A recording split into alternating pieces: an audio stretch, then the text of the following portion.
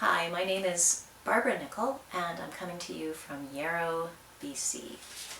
I'm first of all wanting to wish everyone a very wonderful National Poetry Month, and I was thrilled today to receive in the mail my third poetry collection, Essential Tremor, published by Caitlin Press. I'm so grateful to everyone at Caitlin for believing in the manuscript and turning it into a book. I'm also grateful to the people at VERSeFest for giving me the opportunity to present my first reading from this book. I'm going to start with a series called Corona, which is, as you might guess, a crown of sonnets, except instead of the traditional 7 sonnets, there are actually 13. They mutate a little bit.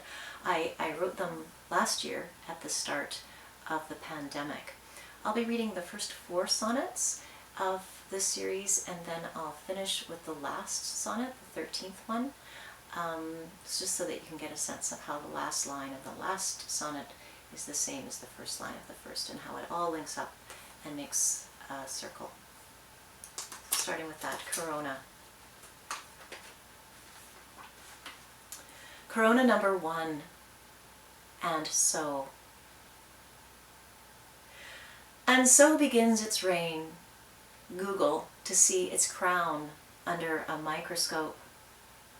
Infected prince, infected star. And so begins your cancelled life, infected wife. And over there, half-mast is flown.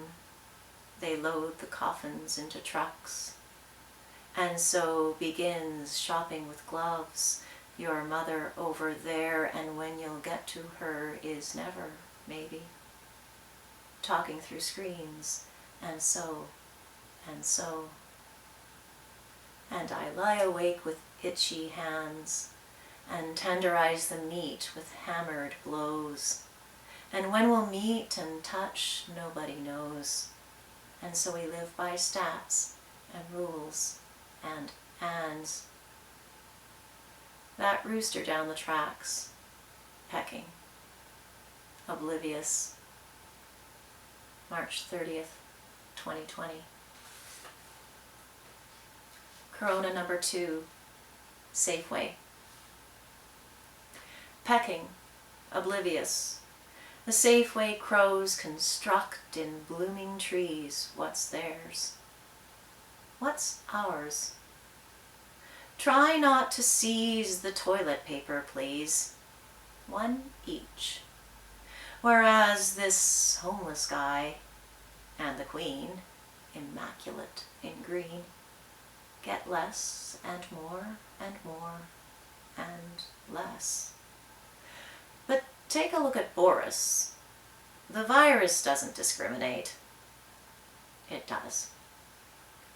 And how much Easter chocolate should I get?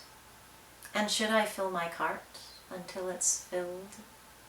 Southeast of here, a potter's field is filled, and let me out of here. I want to get into my car in safety, watch this blessed family working, twining twigs into a nest.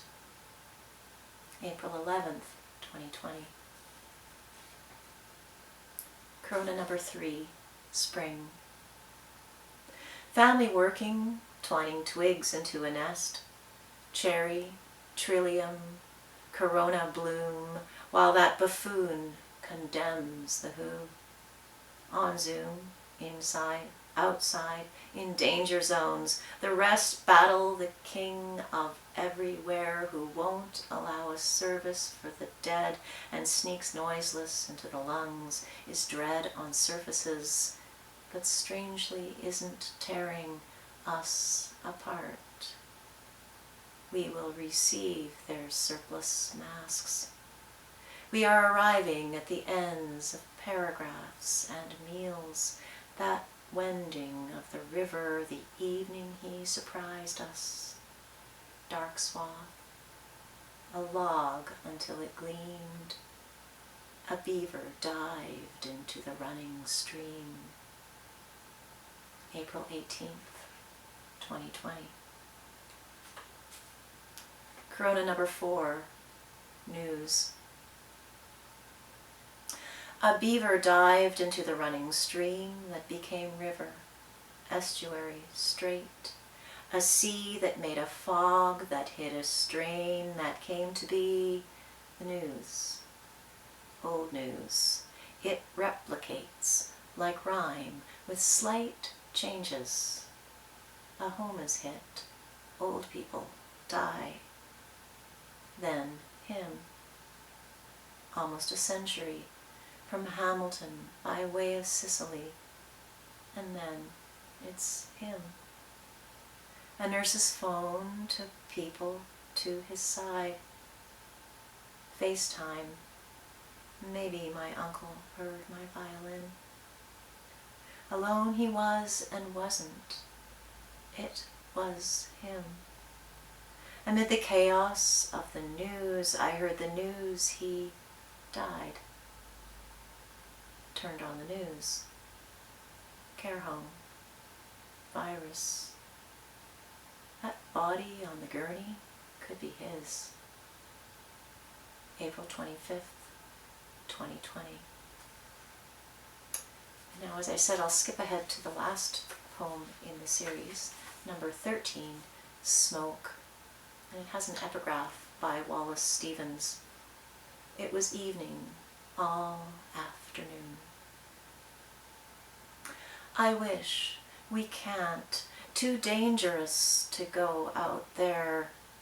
Hardly war, yet we're wary, weary. Beware creosote, crowds, particles, something monstrous in a bar, long. Is this spread from far for real? The sun, a slip of manna, orange tinged, that ridge of trees, as if in snow. If a hinge could creak us back, but no. Real snow once stung my wrists under wet wool mitts. In this mist, it isn't mist.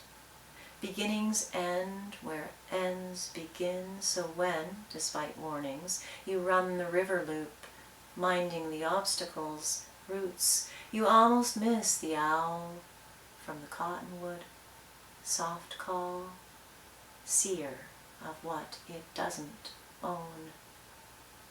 And so begins its reign. Google to see its crown. September 25th, 2020. Now I'm going to back up in the book and go to the very first poem, which is called Saskatoon to Coaldale, July, Highway. Not Winifred, the town we couldn't see. The fox we weren't sure was a fox, but might have been if not a mutt. Not the way the air conditioning, not a fight, but cordially, frequently, turning on and off. Each farm lay more abandoned than the next, but curiously well tended, neat, but left. There was a house we didn't pass that's fixed itself nevertheless as seen by one looking back, seen through. Its thin frame all painless windows, so it's that day. Sun blinking, light cloud and blue we're accustomed to. Fine, alone, impossibly far the porous house as we drove on, impervious. And carrying on the road trip theme, I'm going to read another poem called Onychomycosis, which, in case you don't know, is actually a fungal infection, which I had forever and actually still have. When I wrote this, I think it was like in 2007 or something. This book has been in process for a long time. Anyway, I was inspired by this fungal toe infection to write a poem because it kind of reminded me, for some strange reason, of Northern Lights. So here it is, onychomycosis.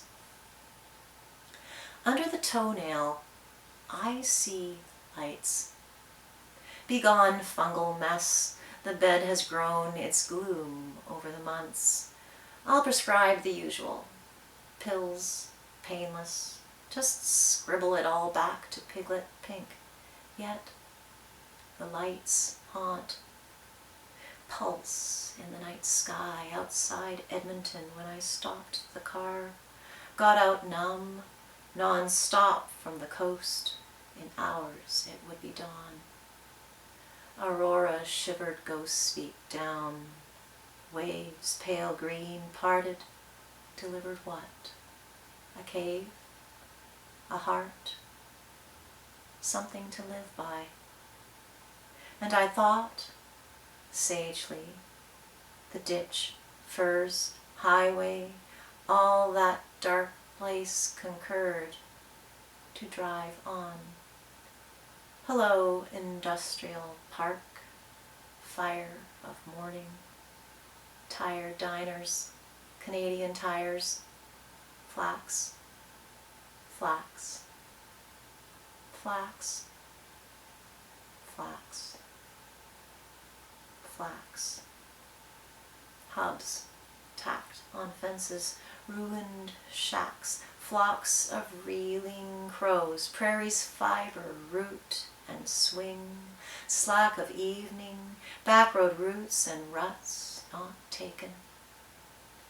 Hello, love. Her door was open, loaves of bread still warm. I dared to take her in my arms and not let go. All night we rolled, twisted, writhed, glowed, until morning. I was a body on a bed, knowing it would end. I'm going to move towards the end of the book and a poem called Hospital Room, which I wrote also way back when, back in 2007 or something. It was inspired, I guess you could call it inspired, by a stay that I had in the hospital. I think it was to repair a herniated disc. And interestingly, I was just in the hospital for surgery the other day for a freak accident to my ankle that I had hiking. So now I have like 9 screws and a plate in there in the cast that you can't see. If this was an in-person reading, I would have hobbled across the stage and you could have seen my cast and everything. Anyway, so here we go with Hospital Room. It's after Margaret Avison's New Year's poem. Chill and old. Rain thrashes the windows, almost seems to enter in. No nurses come and Nicola is snoring. Fallen earphones leaking rock and roll, faint glow and purr, drip and beep of our machines while the woman in the corner murmurs in her sleep. Balloons the children gave to Mrs. Wong bob and lean over her retching. In procession her grave-faced relatives left long ago, except one, perhaps her sister, who tucks at the foot of my bed, over my feet and in her grief, by the stone ledge and the ill-fitted panes letting in long trains of dark space hastening from out there.